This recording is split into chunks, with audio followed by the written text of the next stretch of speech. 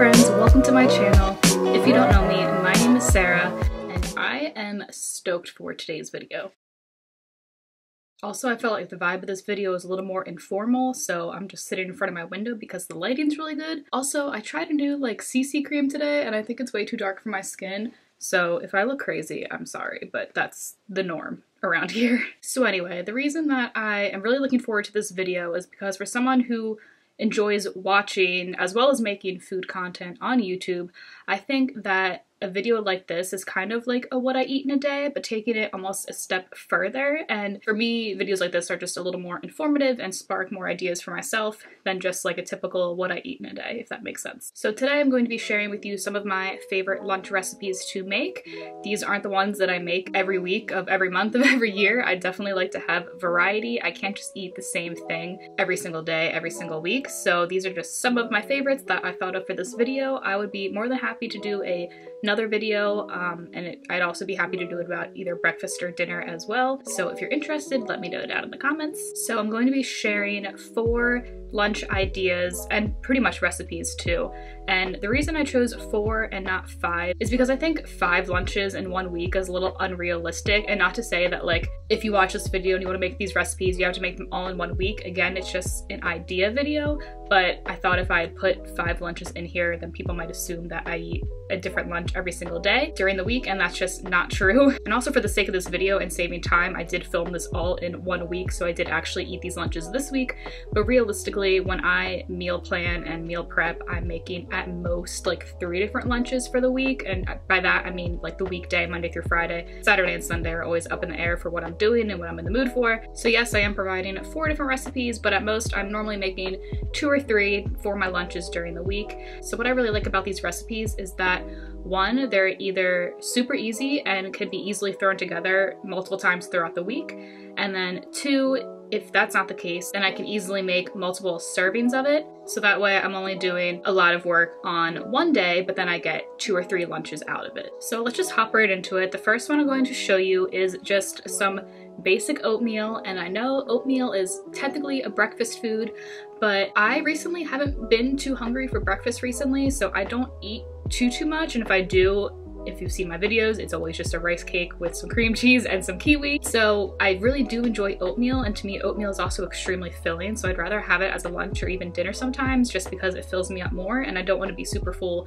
after eating breakfast. So this is the recipe for my favorite basic and easy oatmeal. In terms of preparing it and cooking it, I pretty much just follow the instructions that are on the brand of oatmeal that I have at that time. So I normally will do half water, half plant-based milk, a little more liquid than oats just because I like to have more liquidy oatmeal, but that's totally a preference. I also throw in a tablespoon of flaxseed, a little bit of vanilla, and some salt. I then will cut up some fresh strawberries or use frozen strawberries, mix that in, and then cook in the microwave for, again, however long the instructions on the package tell me to do so. And once that's done, I get a big old spoon of peanut butter and stir it in. And I know this isn't the prettiest thing in the world, but it's super tasty, it's quite healthy, has a good distribution of carbs, fat, and protein, and it's just easy and delicious. So that's just a quick idea and recipe, and of course with oatmeal and with that recipe there's so much you can do. You don't have to use strawberries, you can use blueberries, you don't have to use flaxseed, you could use chia seed. There's a lot of different variations of that you can do, and the same goes for my next recipe, which is a tempeh BLT. So these are the ingredients that I decided to use for my sandwich. These aren't the ingredients that I use every single time, and by all means they're not the ingredients you have to use either, but for the most part I'm almost always going to be using the Light Life tempeh bacon because I think that just tastes the best to me, but of course there's other vegan and vegetarian bacon options. So I just saute that on the stove according to the package directions until it's slightly browned. I then also melt a piece of cheese on top of that, and then I let that sit while I prep the other ingredients. If you watch my vegan mac and cheese recipe video, you know that I really enjoy whole grain and whole wheat bread, so that is what I'm using here. I spread a little bit of vegan mayo on each slice and then top it off with some garlic powder. I then put down some lettuce, tomatoes, my tempeh bacon, and cheese, top it off with some onions, and then I am ready to eat. Like I said, this sandwich is completely versatile. I like to add cucumbers when I have them. Sometimes I'll add avocado, sometimes I'll do mustard mustard instead of mayonnaise. There's just a lot that you can do with this sandwich. And then I also obviously like to have a side to go with it. Normally I'll either do fruit or some vegetables, but since I did have breakfast this day and I had a very large smoothie, I had a side of just celery and just a little bit of garlic hummus. Again, another super easy, another super versatile recipe. And for this, obviously, it's easy to just make one day at a time because it takes at most maybe 10 minutes. Or you can prep the sandwich ahead of time. Just be careful about the mayo or the condiment that you're using making the bread soggy, but maybe at the very least you can just prep the tempeh so that's cooked, and then all you have to do is assemble the sandwich and you're good to go. So my next lunch idea for you is one that I definitely recommend making a couple servings of and making them on one day and then splitting them throughout the week. It's one that's not as easy to just make on the spot every single day, and that is buffalo cauliflower. And I know there are a million different recipes of buffalo cauliflower on the internet, so there really isn't anything special about my recipe if I'm being honest. It's more so, again, just giving you ideas of what you could have for lunch, not saying you have to follow any of my recipes. I'm just here to hopefully give you some ideas if you're looking for healthy weekday lunch options. Because I like to keep my recipes quick and easy during the week, I just use a very simple recipe, and honestly half the time I don't even measure, but normally I'm going to be using equal parts of flour and plant-based milk. If you're looking to get about 2 servings out of this recipe, then you probably only need a half a cup of each. I did a little bit more because I hadn't made it in a while, and again, I don't measure, so I wasn't really sure. So about a half a cup of each of flour and plant-based milk, and then about a half of a head of a large thing of cauliflower, and this should give you about 2 servings, so you get 2 lunches out of it. But again, you can make the recipe bigger or you can make it smaller, whatever works for you. So to this, I pretty much just add in whatever spices I have on hand, whatever I'm feeling that day. Again, I don't measure, but for this one, I did some paprika, garlic, onion powder, Italian powder, salt and pepper, and then I also put a little bit of apple cider vinegar mixed into the milk. So for those who don't know, that is an easy way to get like a plant-based version of buttermilk. So I just whisk all of these together, and then you can either individually dip the cauliflower floret pieces into the batter, or you can just pour in the whole thing. I then transfer all the pieces to a pan, making sure that they're not terribly saturated, but they are fully covered in the batter. I then cook in a preheated oven at 350 degrees for 15 minutes. And once the 15 minutes are up, I take out the cauliflower pieces, I turn them around, and I put them back in for another 15 minutes. While the cauliflower is cooking, then you can get together your buffalo sauce. So I just do a really simple red hot sauce with butter, and depending on how spicy you like things, these measurements can change, but I normally do about a 1/4 cup of hot sauce and about 2 tablespoons of butter.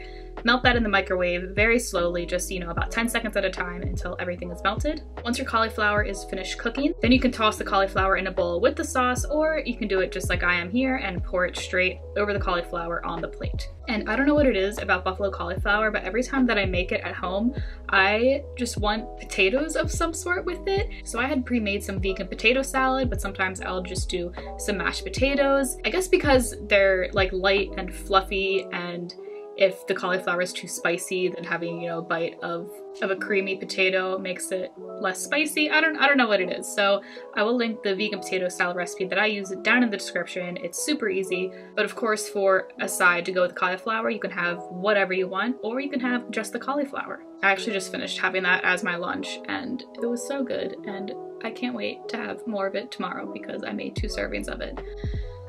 It's just so good. It's so simple. That's definitely probably in like my top 3 favorite lunches of all time. Last but not least is another recipe that if you're interested in, I recommend doing it on one day and making multiple servings. And I guess I don't really know what to call this besides a quinoa bowl, because I'm gonna give you guys the ingredients of what I use, but you can use literally whatever you want. But these are just the ingredients that I think taste really good together, and I do recommend you try it out. But I'll also post in the description, I guess like my inspiration of where this recipe came from. I'll post some other recipes that I found on Pinterest down below. So for this lunch, I normally make about 2 or 3 servings worth, but today, for the sake of filming this video this week, I'm just making 1, so it's gonna look small, but I do recommend making multiple servings at once. So first I start off by cooking about 3 ounces of tempeh, which I have cubed and seasoned with, again, whatever I have on hand, whatever I think will taste good that day. Normally it's some combination of salt, pepper, garlic, onion, paprika, and thyme. I feel like those are the spices that I use in like all of my recipe videos. I'm very basic, guys, if you haven't been able to tell yet.